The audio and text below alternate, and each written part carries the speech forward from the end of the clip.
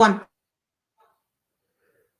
Namaste, everyone. A very warm good evening to all.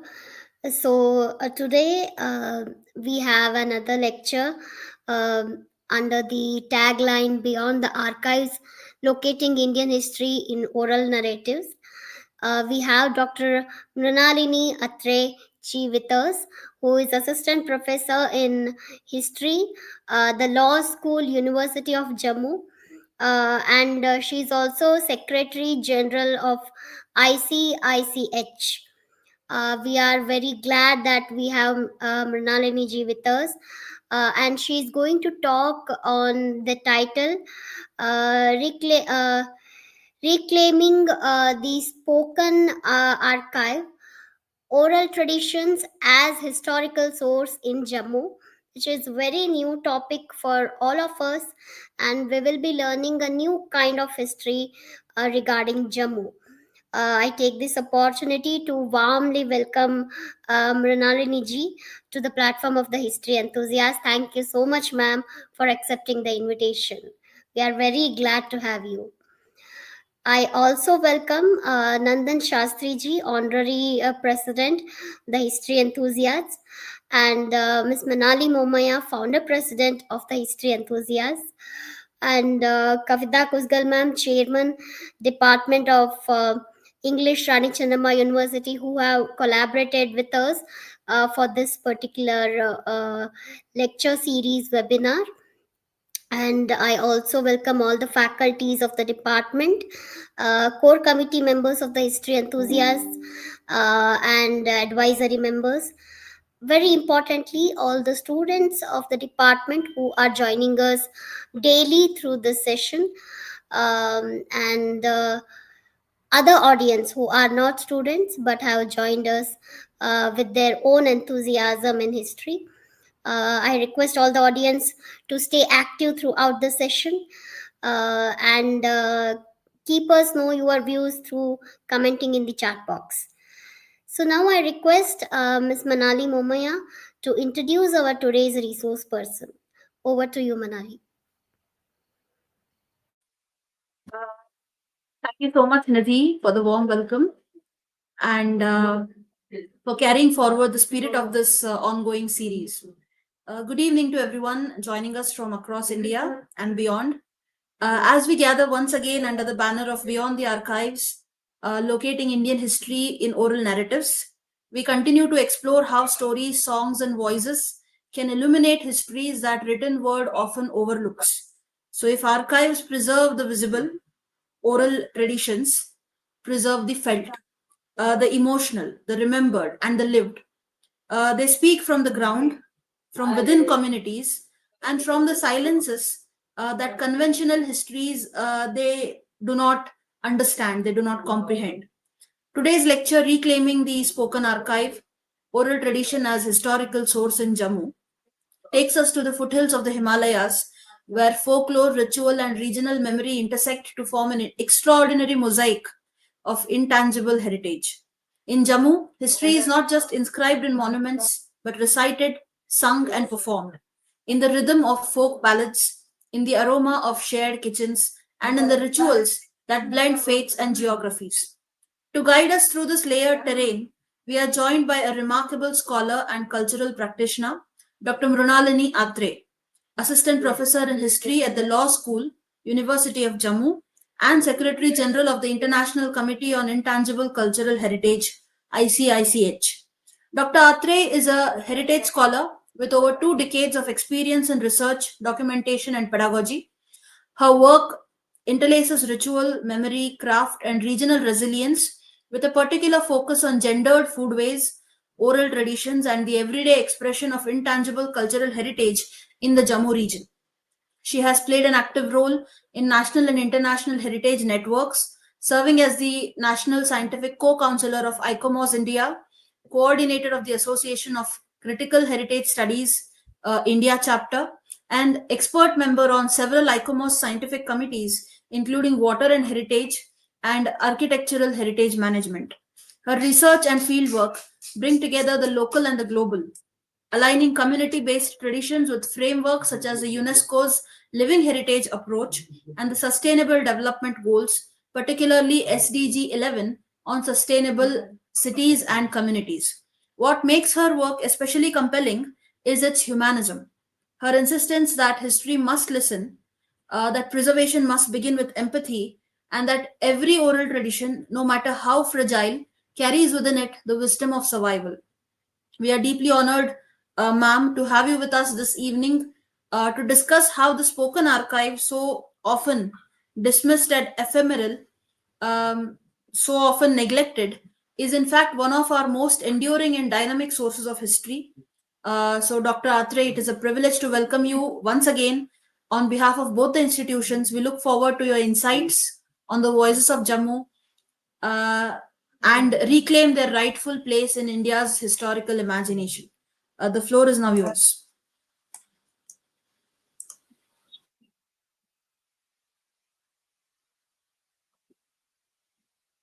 Yes, good evening to all our viewers, and thank you, Nandanji and Nidhi and Manali, for this opportunity.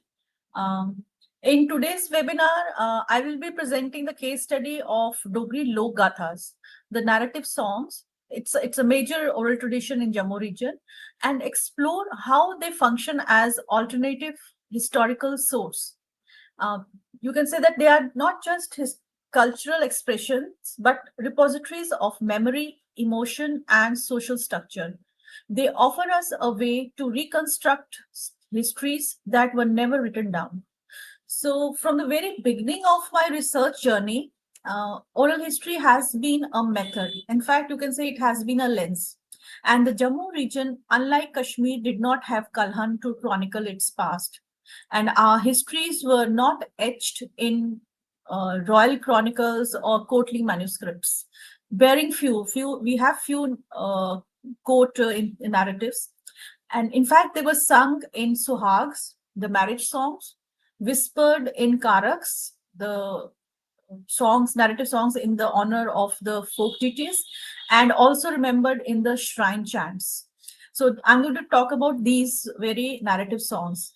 And I understood this early on during my doctoral work, where I used local deity cult as a key to understand socio-cultural processes and intricate web of social relations.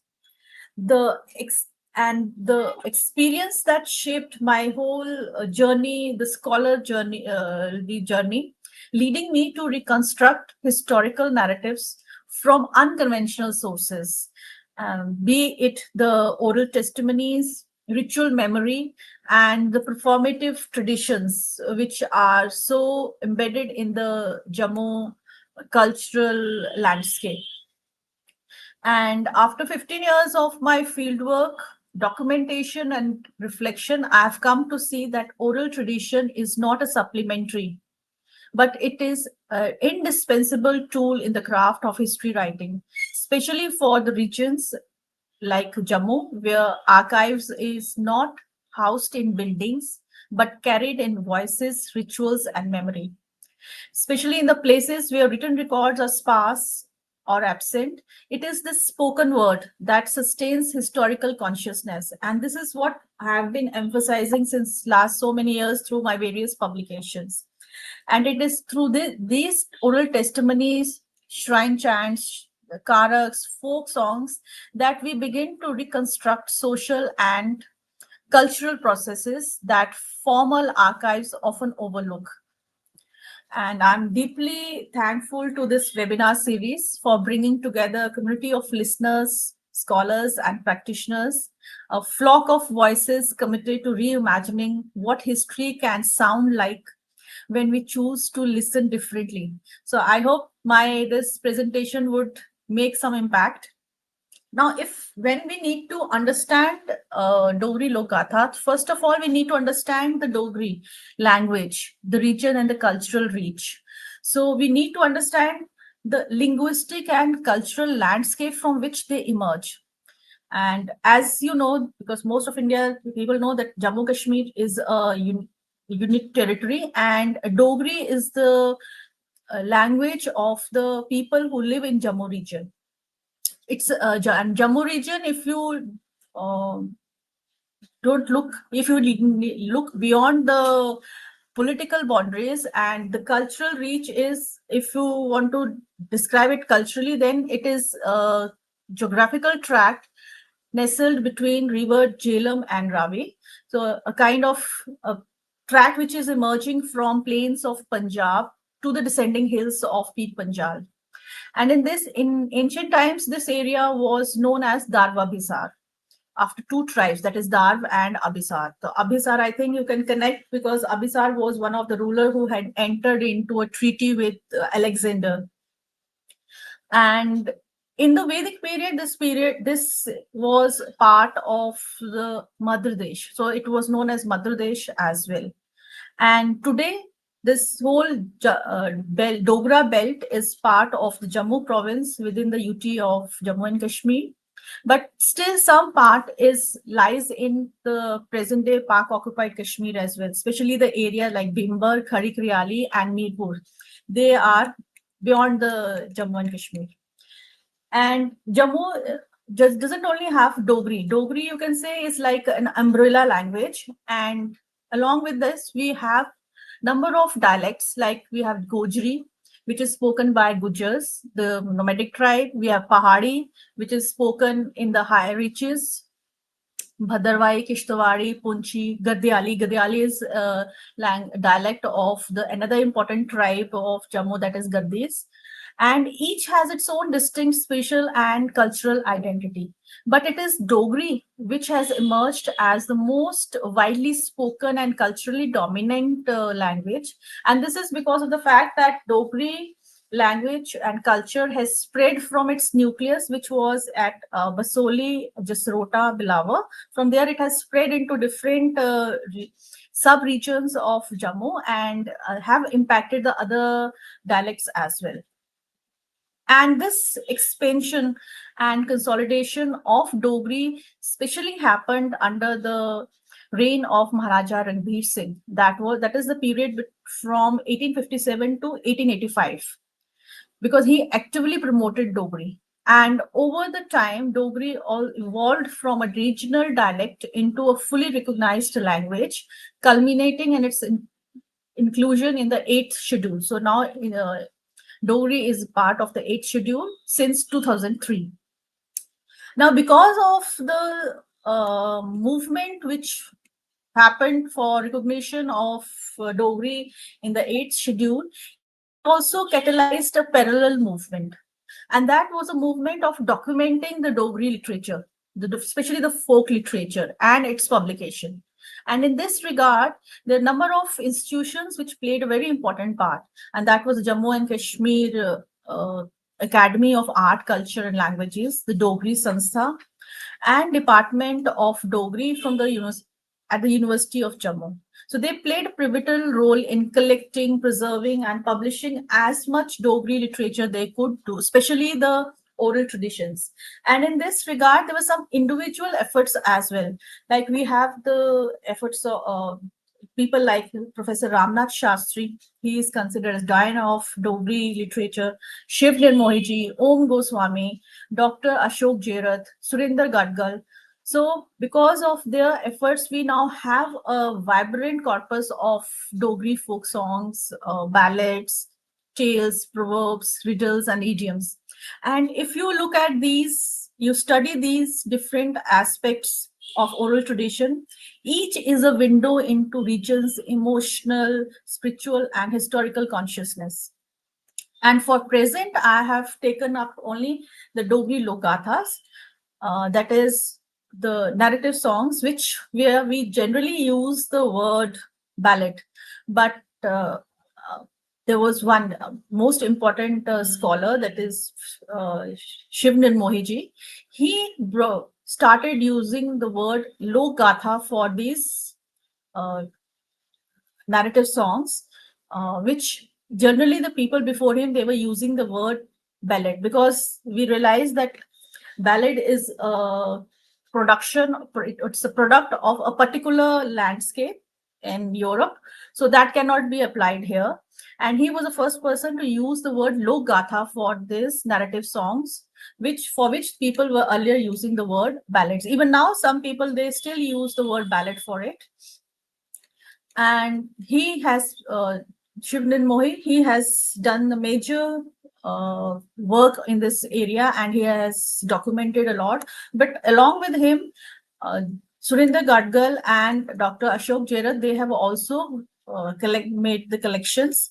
And if we go into the word Lok Gatha, so that is the, as the Hindi experts know, that it is the word which was introduced by Dr. Krishnadev Upadhyay, and he has drawn a certain parameters for how a particular creation has to be termed as a Logatha. And if you look at the Dogri Logathas, they do fall under these parameters, because in the Dogri Logathas, we have the anonymous authorship, oral transmission, musical performance is there, and there it has deep roots in local culture. So the kind of definition Dr. Krishnadev has provided, so the Dogri Logathas also fulfill those parameters. And today I'll be talking about this Dogri Lok Gathas, which have different generic forms. And the generic form is different on the basis of the subject matter of these songs, that is ranging from tales of the Matai deities and folk heroes to ritual narratives and moral allegories. Each form serves as a distinct purpose of composition, why it has been composed, whether to commemorate a sacrifice, reinforce communal values, or invoke divine protection. So, and they each as a form is closely tied to a singing community that preserves and performs them. And if you look at the words, the terms which are used, they are all vernacular terms to define these different types of logathas. These vernacular terms are actually embedded in local tradition and practice.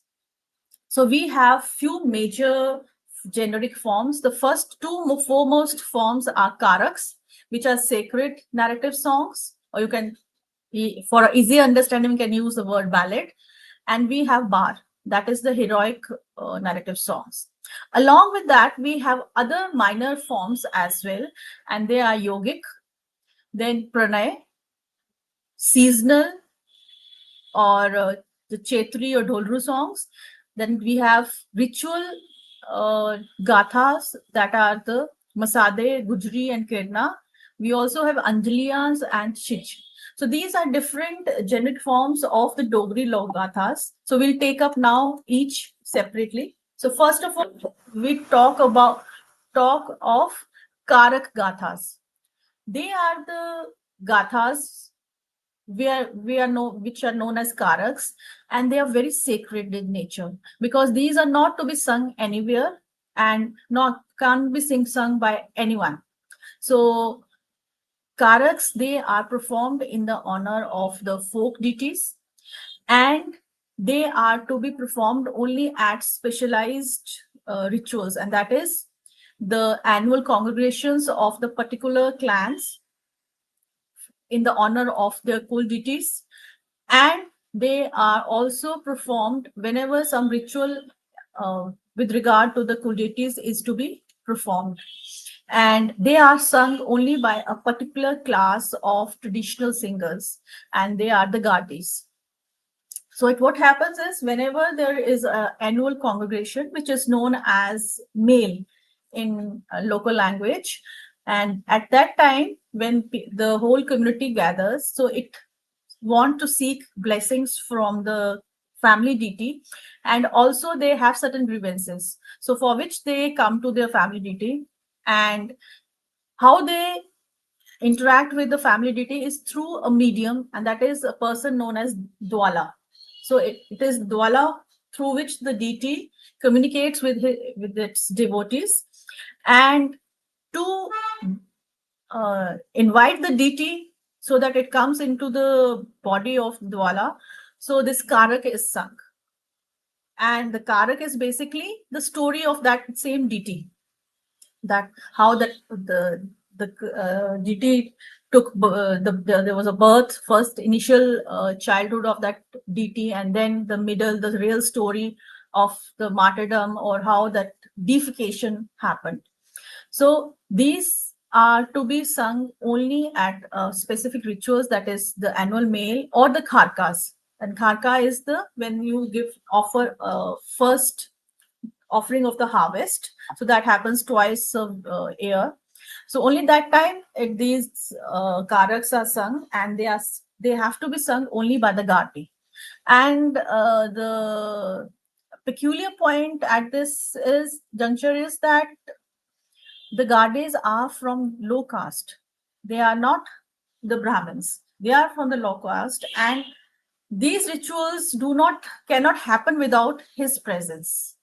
So that is the peculiarity of the Jammu social structure. So this is the one that is the karaks. They are sacred. They are sung by Gades and only at specific functions, that the performance of the rituals or at the meal. And if you look at these further into these deities, what the people who come to the deities they seek for, and they seek blessings for prosperity, protection, and fertility. Now, after this, the second important form is the bars. So bar is actually the corrupted form of veer. So that is veer gatha, or you can say the gatha which celebrates heroism, military prowess, and adventure. And we have documented bars from 17th century onward. If there was before that, we have not been able to document, but from 17th century onwards, we have number of bars of the people like Mia Dido, who was a rebel against the Sikh Empire, though he was the cousin of Maharaja Gulab Singh, but he rebelled against the Sikh Empire. We have Raja Ranjit Singh. His bar is there, and then Baj Singh, he was a journal. So, and these are to be sung by specific community. But here we have a secular nature. The earlier karaks were sacred in nature, but these bars, they are secular in nature. They are sung by Dares, and Dares are Muslim court poets and bards. And these Dares, they would accompany the soldiers in the war, and it is said that they would create these songs by watching the acts at the battlefield. And basically the objective of these bars was to inspire the soldiers. And sometimes these will also be performed in the king's court. Now these bars, because karaks have a ritual performance, it's a ritual performance which you have to perform. So karaks are living, they are continually being performed, and they are being recreated. But bars, because now they don't have that kind of an audience. So, and the decline of royal patronage is also there, and this tradition has little bit faded, though we have documented, but it's not performed as such. And it is only occasionally there's the performance of the bar happens, and as a part of, you can say, heritage showcase. So these are the two major forms of the Dogri Lok Gatha. Then the third one is the Yogi Gathas. These are again sacred in nature, because these are the gathas which are sung in the honor of the Nath Panthi saints. Now, Nath Panth cult was not original to Jammu. It came from outside. So many people believe that the stories or these songs, they have also come from outside, and they have been recreated in the local context. So we have number of yogi gathas, especially like that of Baba Pir, Charangnath, Raja Hori. So these are the people who actually renounce the worldly life to pursue supreme yogic mastery. And here again, these are to be performed only by the yogis. They are the disciples of these Nathpanthi saints, and it is these people who sing these yogi gathas at the shrines, especially if there are some special occasions, the annual congregations happening at these shrines. But if you look at these yogi gathas, they offer a rich lens in to explore the themes of renunciation, spiritual transformation, and integration of external traditions into the local belief systems. Now, after yogi gathas, another important form of lok gatha, where also we find a lot of external migration of these, that is the narrative, love narratives, pranay gatha. So these are the folk, you can say now they have become actually the folk songs.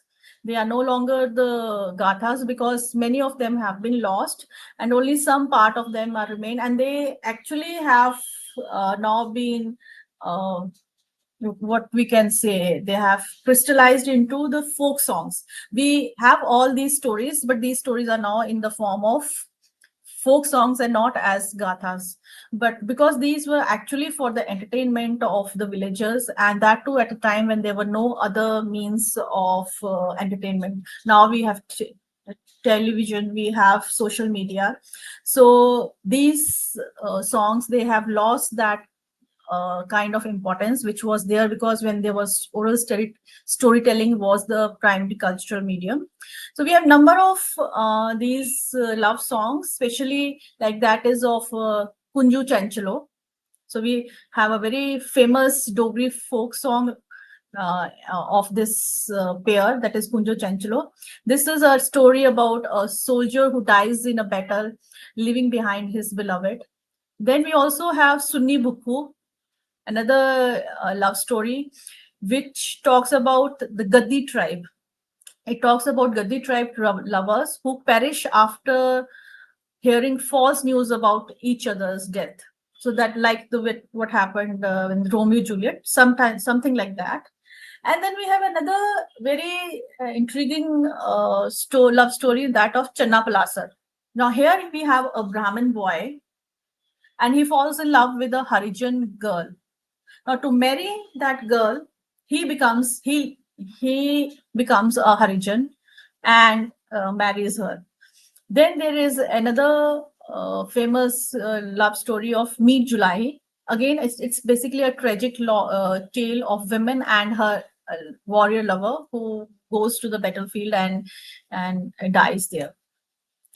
And when you look at all these love stories and the people who have actually worked on it, especially Dr. Ashok Jairath and Shiv Nirmohi, they have actually documented number of these love stories, and they say that some of them are not original to Jammu, but they have come from the neighboring areas, especially Himachal.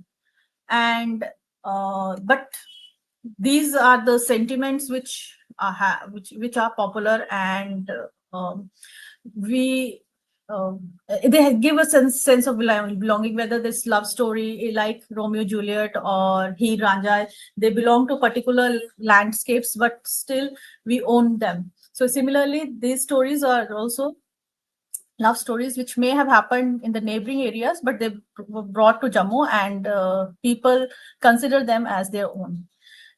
Now, after this, we have seasonal logathas, which are linked to seasons. So we have two types of seasonal logathas. One is Chetri, which are also known as Dholuru songs, and other is Bar Sawari.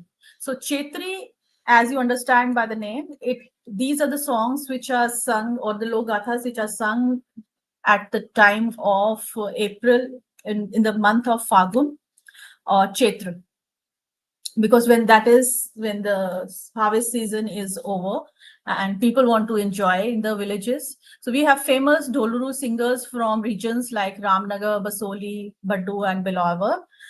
And in this Chetri songs, the main theme is actually the story of Ram, his birth, marriage, and exile. And these are again sung for the entertainment of the villagers. But along with entertainment, these Doluru singers, they would move from place to place, from village to village. And when they visited the villages, they also carried traditional knowledge with them. So you can say they were the bearers of traditional knowledge, helping the village people, the peasants, sharing the insights on rainfall, farming cycles, astrology, and they actually acted as advisors. And likewise, Bar Savare, they are also seasonal songs, and they are sung in the months of September, October, again, when harvest season is over. But here the story changes. Now the story is that of Shravan Kumar, and it is known as Sarban Geet. So this is also, again, the story is not native to Jammu, but the story has been localized through oral traditions. And these, again, they were meant for an entertainment of the villagers during the post-harvest season. And here also the singers, they acted as advisors to the villagers and carrying the knowledge from different about the agriculture practices and techniques. Now, after this, the next important one is which we term as ritual gathas, logathas, or Gusten gathas, or Masde, or Gujri. Now, this is the most, you can say, the fragile generic form, because we have lost most of them. Very few have been documented. And the problem with those documented one is that the words have become archaic. So nobody understands what is the meaning of the particular word, and the people who sing, even they have forgotten the meaning of the words in the songs. But now there are few folk singers. We have two folk singers. They are basically from Gaddi tribe, Subhash Bhamru and Arvind Bhamru, and they are now trying to revive this singing. And last month they had trained a few girl students from the school where they are teacher. So they are trying to revive this, but the problem with them is that people perform this during the time of performance of the rituals, but they've forgotten the meanings. So that is basically the problem, as we cannot understand what are the words. So it's difficult to deconstruct this generic form. And these, again, they are sung in particular seasons, because these are performed when the first offering of the harvest is offered to the family deity. So in Jammu we have this tradition which is different from the rest of India, because in rest of India, the foremost god you worship is Ganesh.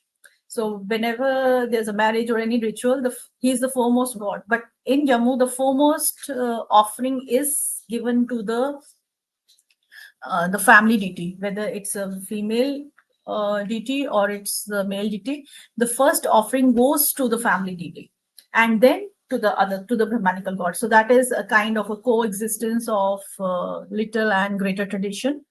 And these again, they are sacred, because they are performed during the first offering of the harvest which is made. And they are sung by the traditional bards, that is gurias. They are known as gurias. But now the problem is that even if you are not living in a village, you are living in a town, like my family, we perform this offering of the symbolic offering of the new rice or wheat to the god, to our family deities. But then we just cook halwa, or we have this rice, khichdi we make and we offer it to the god. We do not perform it in that whole proper that setup which is there in the villages. And in villages also now people are trying to shortcut the things, and so because of that what we find is that these songs are not being used, and it's very few places, especially the villages which are still not under the impact of urbanization. They are performing it, but those people have also forgotten the meaning of the words. So that scholars have noted this loss of linguistic clarity. But even if we don't know the meaning, the people, because it's part of our ritual heritage, so we have these songs. Then last two are the narrative songs of the epic themes. This is the Anjaliyan. Now Anjaliya is this again, it is for the entertainment, and it contains the epic tales, that is the Pandav brothers, and then one important god which is very important in Jammu region, and that is Shiv Parvati, because Shiv is considered as son-in-law of Himalayas. So you'll find most of the karaks or the stories or everything related, being related to Shiv and Parvati, because in Jammu region, Shiv and Parvati are also considered as local goddesses. But unlike the karaks or the bars, they are not ritualistic, and they are again performed for folk entertainment. So any professional singer can sing it. There's no binding as such. Then we have another last, which is Chij. Now, Chij is like the bhajan. If we need to explain it in normal, simple way, it's a bhajan, but it's a bhajan which is sung at a very high pitch. So it's not soft, it's with on a very high pitch, and basically it started with the primarily dedicated to Mata Vaishno Devi. But now it is being sung for all other local deities as well. And now recently, in the last few years, 10 years, we have another form of goddess which is becoming very popular in Jammu region, and that is Chandi Mata from a chain. So now these chij are also being created for her, this goddess, and these performances are being done, and especially whenever there is a marriage in the house. So we have one function which is known as Mata Ki Chauki, where this is sung. So it's now you can say that Chij is one form which is becoming popular with the people because of the fact that it has been linked with the marriages and auspicious occasions. So these were the major forms of Dogri Lok Gathas. And if you look at the structures, what is the structure of these Lok Gathas? So for that, because largely documented one is the Lok Gathas, which are about the karaks of the folk deities. So they have been documented, and then because when they are documented in lot of in numbers, so you can analyze it so far as the structure is concerned. And if you look at these karaks of the folk deities, the Mata deities, the Shahid Devtas, and the Satis, so you'll find they have a more or less similar structure. As I told you in the earlier also, that there is the first part concerns the birth of the deity. Second is the main story, the central narrative detailing the cause and the circumstances of the martyrdom. And third part is the deification. That is the transformation of that individual into a revered deity, marking their elevation in the collective memory. And some of the gathas, especially of the deities who have become now the regional deities, like we have Baba Jitto, who was basically a peasant deity, but now he's become a regional deity. So the important god, these folk deities or Shahid Devtas or the Satis, they have another, you can say, the pre-narrative or short poem attached in the beginning, which is a kind of invocation, which is sung before the main narrative. Now, if you look at the composition of these Dogri Lok Gathas, so that there's again there are different views. Some say that it is a creation of an individual, others say that it's a creation, it's a community creation. But if you look at the how the discourse regarding the Western ballads has developed, so we can say that the singing communities like the Rays, Gardis, the Jogis, those who are Gurias, those who have been singing these Lok Gathas, so they are in the process since the time of the creation of these Lok Gathas. They are being created and recreated. So there is a communal recreation. And now when these gathas are being documented in form of videos, in form of audios, so again, those who are documenting it, because say like there's one deity, Baba Kalibir. So Baba Kalibir is the folk deity of so many clans. So every clan is documenting it in its own way, and so that you find a variation. So there's again the creation or recreation happens at every level. So we can say that it's a recreating process going on and on. Now comes the basic thing for which we actually started this whole lecture, and that is how these Logathas act as a lens into the socio-cultural processes of Jammu region, because that's what we said, that these act as a alternative historical source. So I'll just give you pointers that first of all, it tells you about migration and cultural transmission.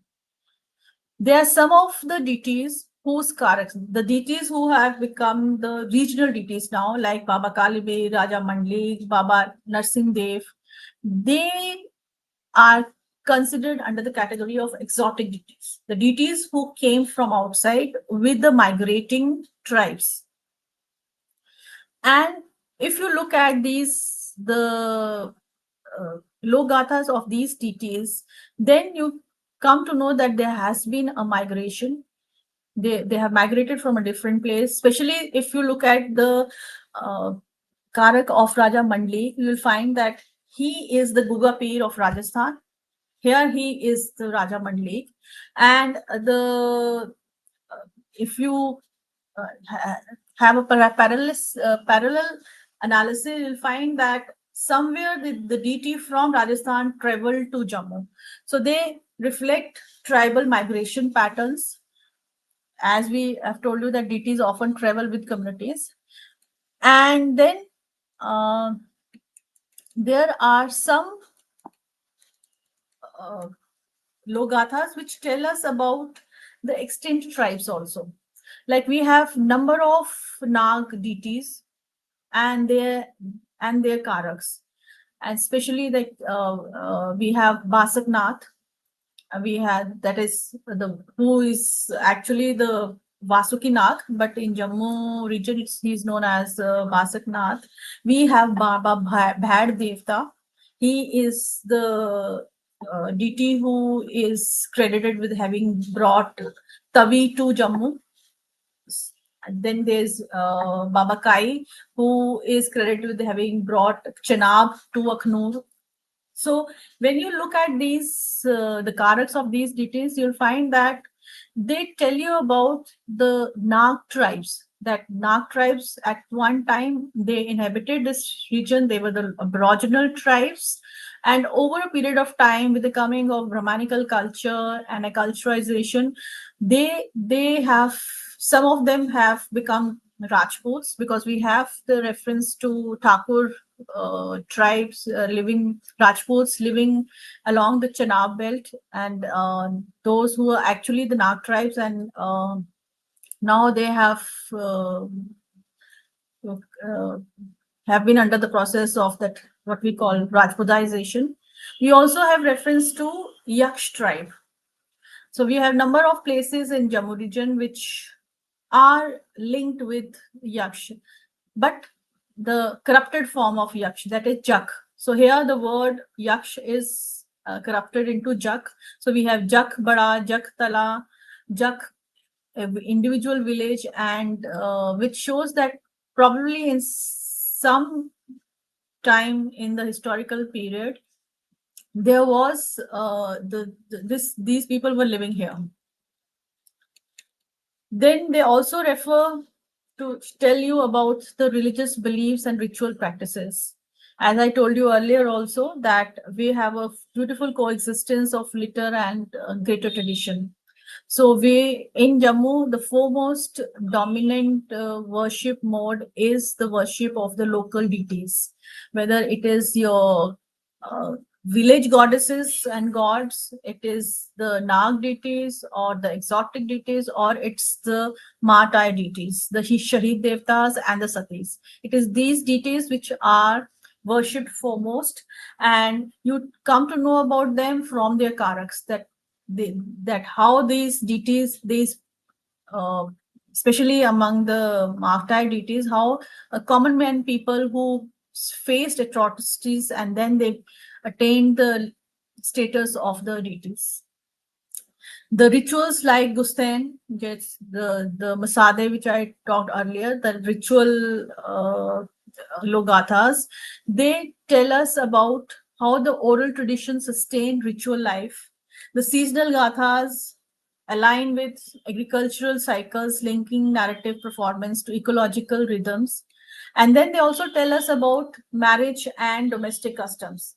Because if you look at the Karak of Bua Bukhi or Bua Makhana, they were two Sati deities. And you'll see that the way their childhood has been described, so we come to know that these people, the girls, they were married before puberty. In early marriage, there used to be early marriages of the girl, and how women, if you look at the karaks of the Sati deities, you'll come to know that women faced a lot of atrocities, whether it was at the hands of the in-laws or even their own parents. The example of Bua Bukhi is there. She, when she was married, she started working at the place, her in-laws place, but she had to work so much that finally she became ill. But then even her family also did not take care of her, and finally she died. And once she died, so they were the both the families, they feared that she will bring bad luck to them, so they started worshiping her as a full deity. Similarly is the case of Bua Bukhi, Bua Makhna.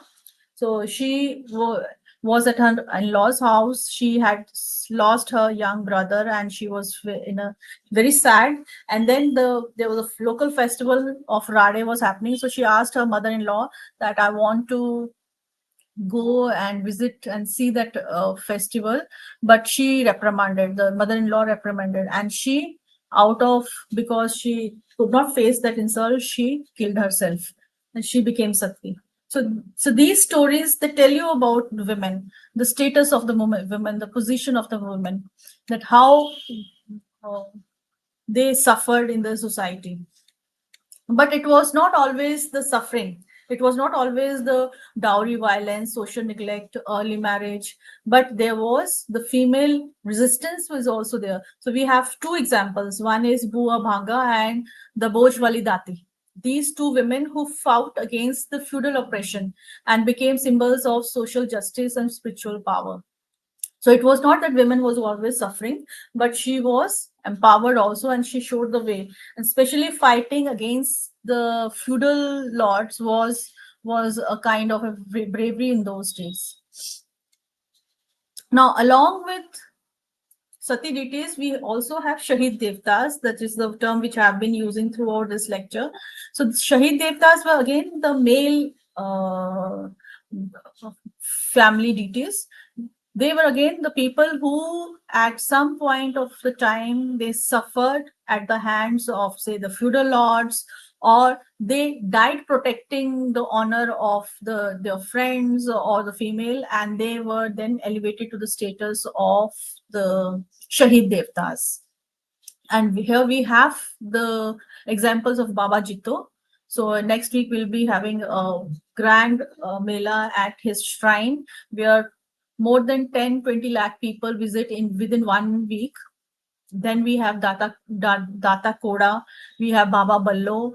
So those who protested against the feudal structure, and like if you talk about Baba Ballo, he was a very young boy, and when one of his friend, he went away to some distant land, so he asked him to protect his garden of orchid of mango trees. But because in those days there would people would be always there to grab the land, so he was killed in protecting that mango grove, you can say. And when he was killed, after that the people, they started worshipping him, and now his shrine has also become one of most famous shrine in Jammu. And people, the he's enjoying that patronage. And all these stories which I'm telling you, they are more than 200 years ago, old. And but the good point about these stories is that these deities, all these deities have the shrines. So it's not just the stories, it's the shrine, their followers, and the devotees, and the stories, the logathas. And then there, along with this feudal resistance, we also have the stories about cattle raids, boundary conflicts, and that shows that what at one point the society was changing from pastoral to agriculture, where land became from main property and people were trying to grab it. So here we have the ballads of Data Rango, Data Hola, and Data Ranpat. So they mark the shift from pastoralisms to settled agriculture, and offer rare evidence of economic transformation and territorial tensions. We also have the references to human sacrifice. It is through these karaks that we come to know about magic, superstition, and human sacrifice. We have number of examples where the human sacrifice took place. We have the ballad of Baba Tolu, and then Raj Bahu Ruhul, that the what one king, he sacrificed his daughter-in-law so that the water could come in the well. So this is how the ritual use of human sacrifice in fort and canal construction was there, and we come to know about this through these ballads, the logathas. Then there's one very interesting logatha, and that is related to Shiv. So it's known as Shiv Khilanjariya. So it has nothing to do with the Shiv, but it is actually the local magical practices, folk beliefs, which have been linked to Shiv, and it is considered as that all those magics are done by Shiv. So this is how these logathas offer us a lens into this. And then we also have another important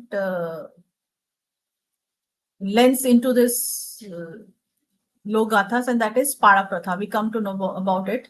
Parapratha in Jammu is basically a tradition which was practiced by the Brahmins, because they acted as protectors, as advisors. So whenever they saw that there was something wrong happening, whether it was being done by the ruler or a feudal lord or otherwise by the common people, so they would threaten to take their life, because killing Brahman is a sin. And this is how they would protect the innocent. So here again we have the number of karaks. So this is how I've been able to cull out the information from these gathas. So now we come to the concluding part of the lecture, that why the Lok Gatha matters as a historical source. So this is the conclusion. Because first of all, they preserve the voices of the marginalized group. They are not elite in character. So they are the voices of the marginalized group, the peasants, women, tribal communities, and which are often absent in the written record. Secondly, they document the transitional phase in the society, from oral to ritual, from pastoral to agrarian, and from feudal to resistance, which we will not find in the court narratives or the narratives of the elite. And they also help us to understand the local belief systems, social structures, and emotional landscapes. And in a region like Jammu, where conventional sources are sparse or less, these logathas act as living repositories of history, ethics, and identity. Thank you.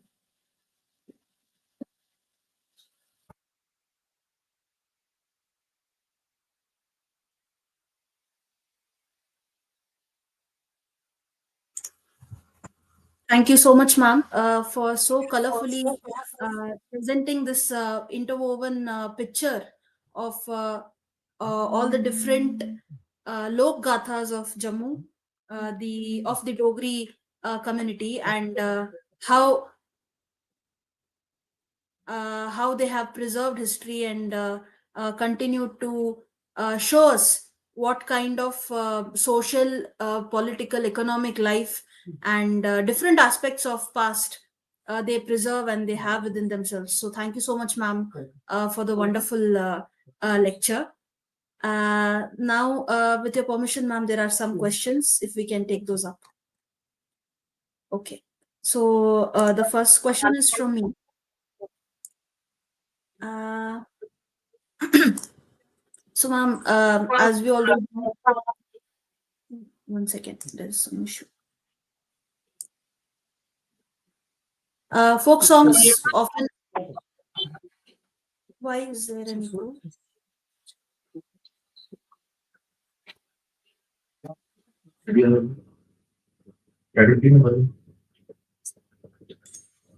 Folk songs often travel across time and generations. So, do the Dogri songs retain their original meanings still, and are they still sung, or have they changed, or they are completely now part of history? Yes, they have changed. I told that these are being created and recreated because one deity is being worshipped by different clans. So all those clans are now documenting. Also, they are producing the videos, and you'll find that if two clans are have the video of the same deity or same gatha, so it's different. They'll change the stories, but the major gist remains the same. The major story remains the same. It's only that you bring more hollowness to it, because the deity which was simply say a martyr deity or is a village goddess, that has now has an elevation and reached the god's status of regional deity. So obviously more hollowness is created, but the basic story remains the same. Like in Ramayana, the basic story is same, but then over the period there are so many interpolations. Thank you so much, ma'am. That makes perfect sense. There's a question from Vinayak. He has asked, how do you justify using a love song or a harvest song to make a serious claim about a region's economic history? It's a very critical question.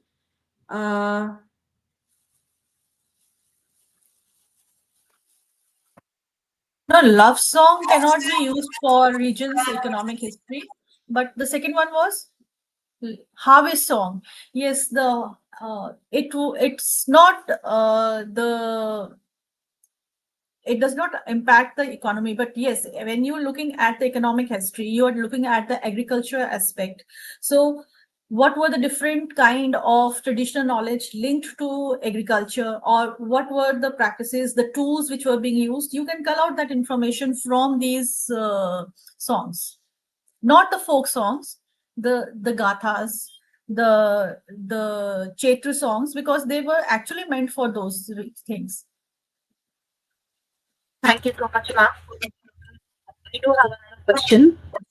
In today's world, we see that, there is some. Yeah, we see that the oral performance is being slowly replaced by social media, and we are completely losing some forms of oral narratives. But How do these traditions still remain alive? Not just recorded and performed, but felt. How do we keep it alive? Uh, Here again, if we talk about the love songs or the yogic ballad, some of them are being documented, so they are getting freeze. But if you talk about the karaks, they are part of the ritual heritage. So every time when you perform a ritual for your deity, you have to sing that karak. You have to perform. So it's living. In that way, it's living. It's not something which you will document in a video and then it remains. No, and it will be recreated. If the karak of a particular deity, say of Kali Beri, if it what the form it has today, it may change after 20 years, because the new generation comes and it will try to change it in that way. It's a living heritage. Living heritage is not static, so it keeps changing. Thank you so much, ma'am. And it is good to know that it continues to be a living heritage even in this day and age. So there is another question. This is from Nandan sir. Will you please throw light on the ballad of Malhar and the legend of Raja Bhimeshwar, showcasing the importance of oral traditions? These ballads are not from Jammu.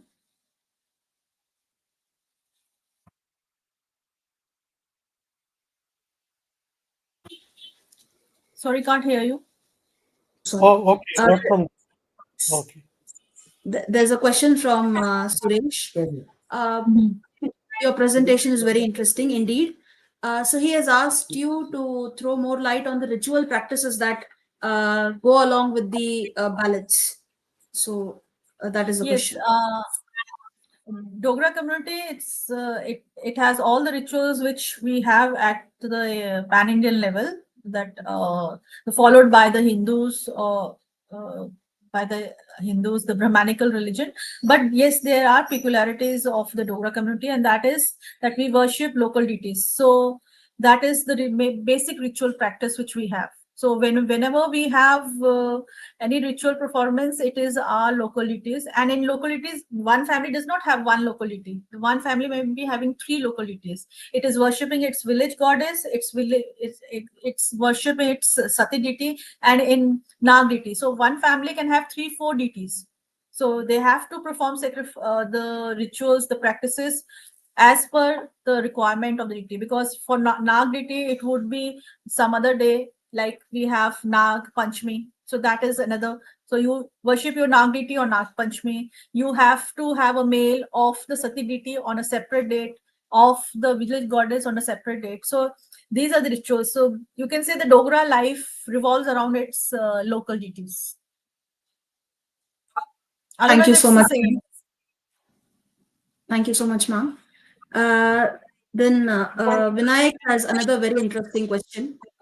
If the folklore consistently supports patriarchy or caste hierarchy, then why should we in modern scholarship continue to prioritize its preservation? That's the question he asks.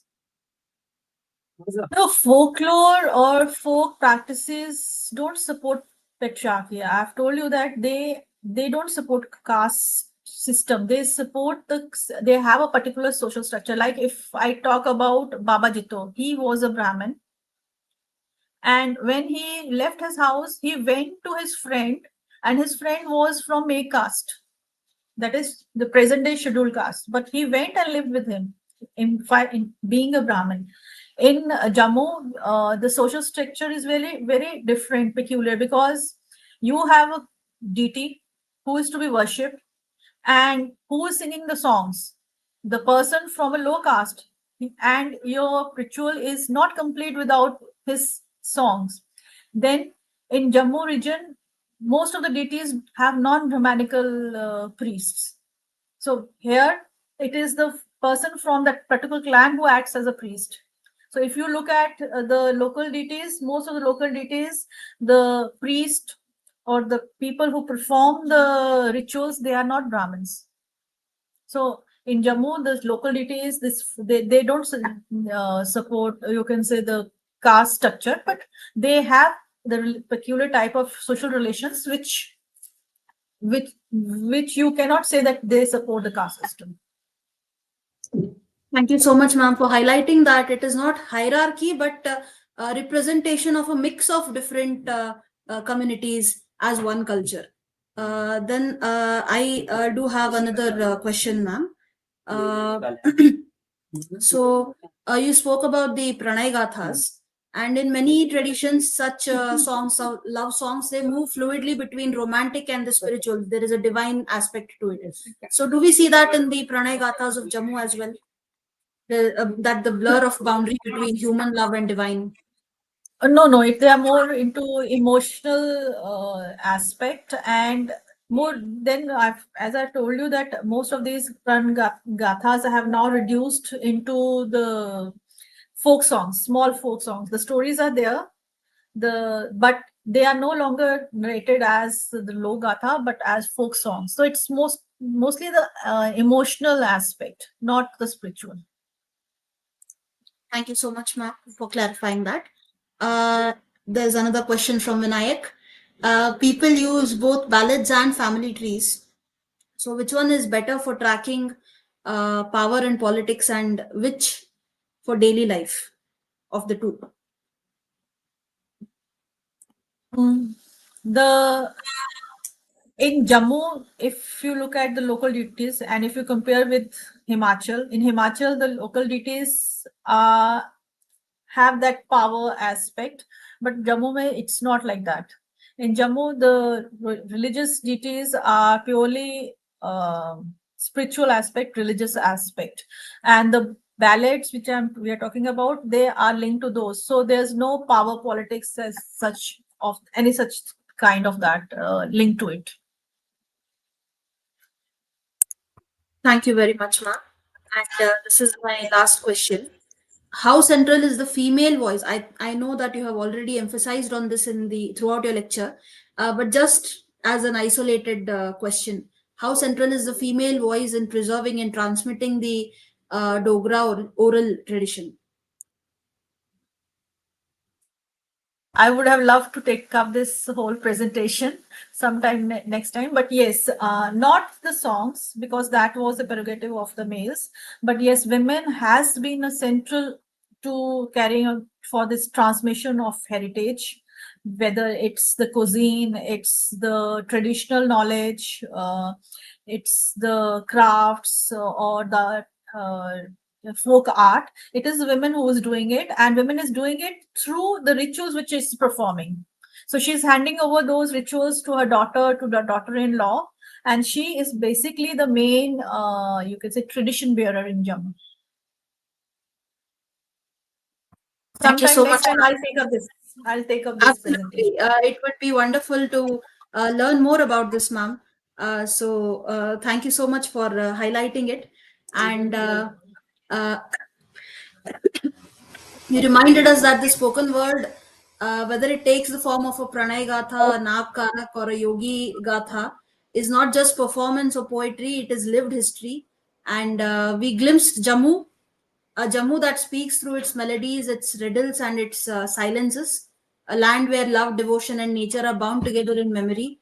And what you have beautifully shown is that oral tradition is not the absence of the archive, but its essence.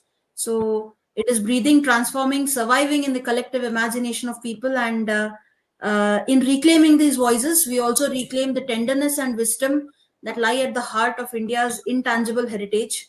On behalf of the history enthusiasts and the Department of Studies in English, Rani Chennamma University, Belgavi, I extend our gratitude to you, ma'am. Now, I request Sri Nandan Shastri ji, Honorary President of the History Enthusiasts, to deliver the vote of thanks. First and foremost, let me express my deep sense of gratitude to Mrinalini for her excellent talk today, and to the core committee. When I heard a lot of praise about you from my two former classmates, Lalit Gupta and Khurshid Kadri from Srinagar.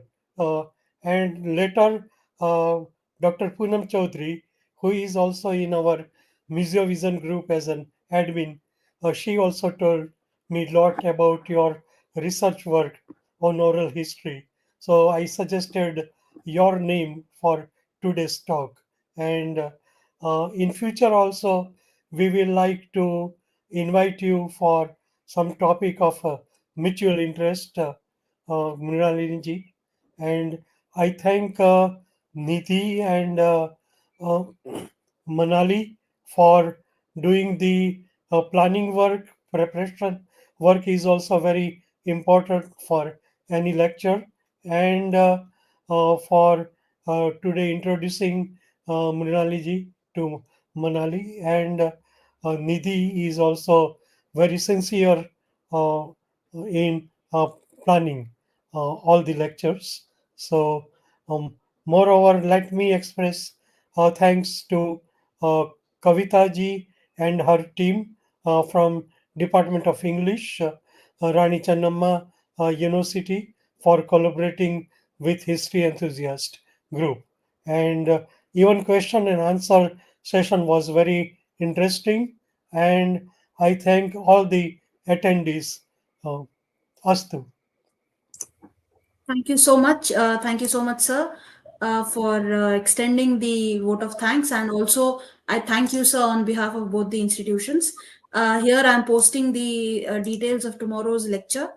We have an interesting lecture lined up tomorrow as well. Devaki is Balakrishna, a musical oral storytelling of the origin of a temple. This is the Devaki Krishna Temple of Goa.